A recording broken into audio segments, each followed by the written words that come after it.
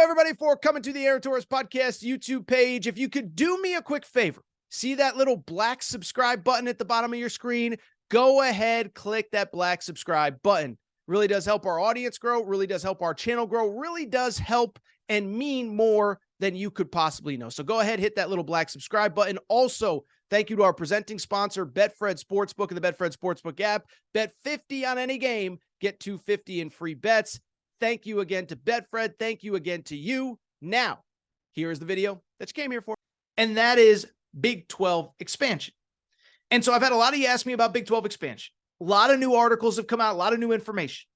But I'm not going to talk about Big 12 expansion today for this simple reason. Most everything that's coming out is stuff that I've already told you.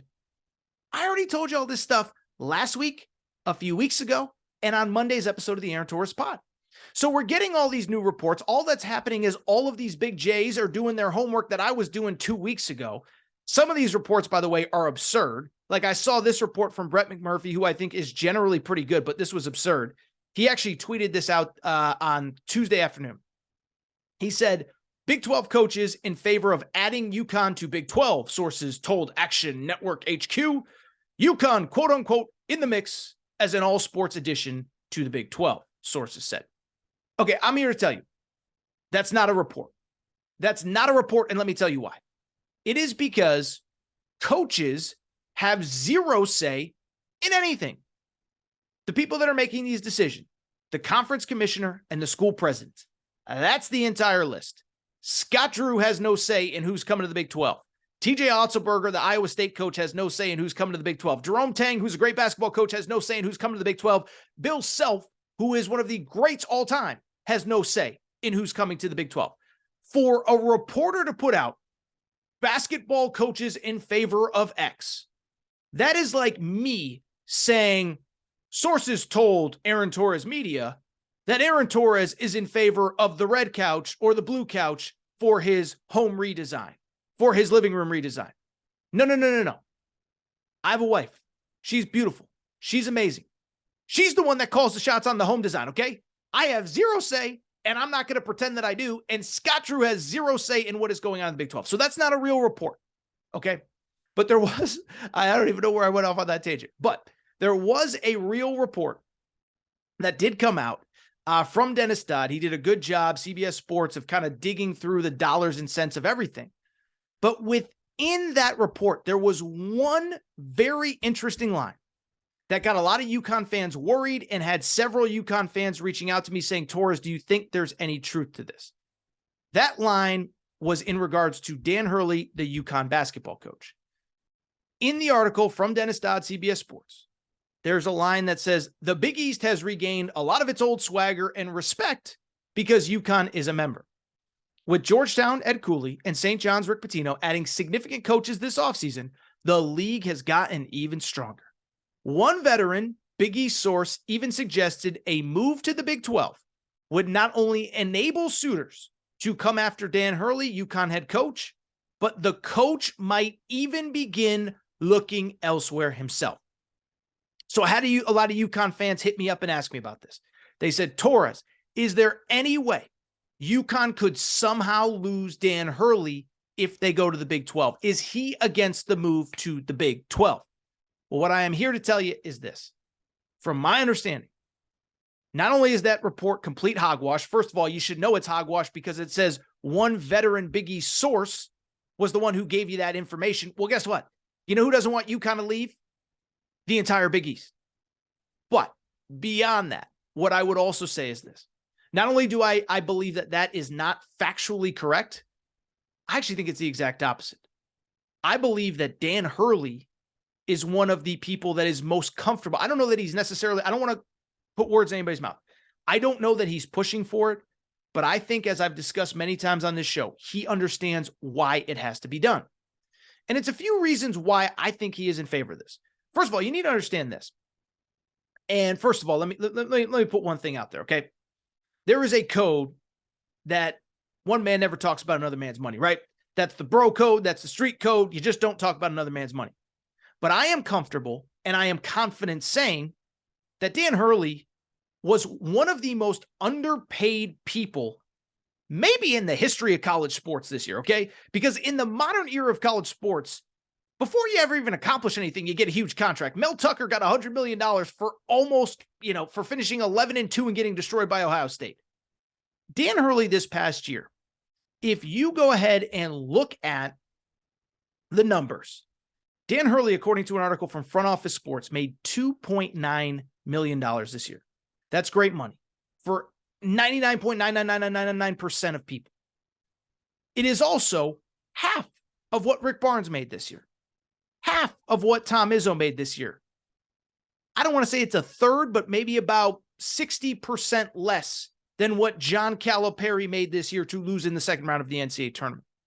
And so why Dan Hurley wouldn't be looking for another job? It's actually the exact opposite. We have talked about this.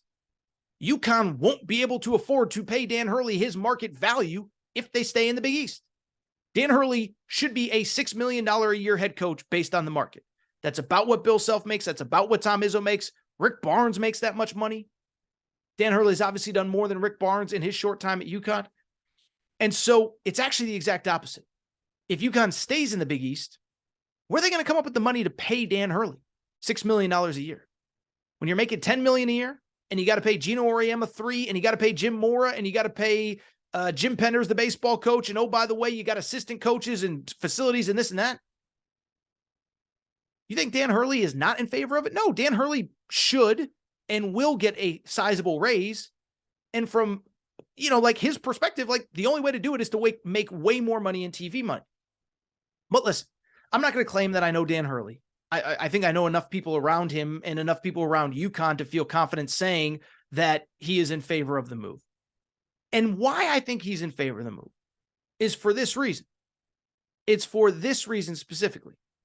It is because I think Dan Hurley understands what I have talked about many times on this show.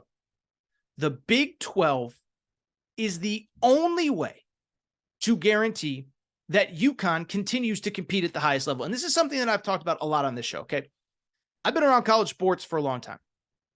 And the one thing I can tell you is that, frankly, college basketball and football coaches, and I'm sure it's tennis and golf and whatever, equestrian, I'm sure it's all the same.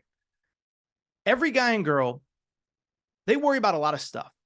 But the one thing that they worry about the most, more than anything, is this.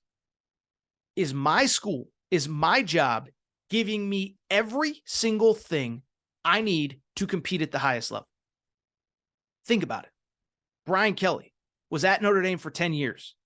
But at some point he realized there's a ceiling to what I can do at a Catholic school in the middle of Indiana that we can't get in a lot of kids that Alabama and Tennessee and Georgia can get in.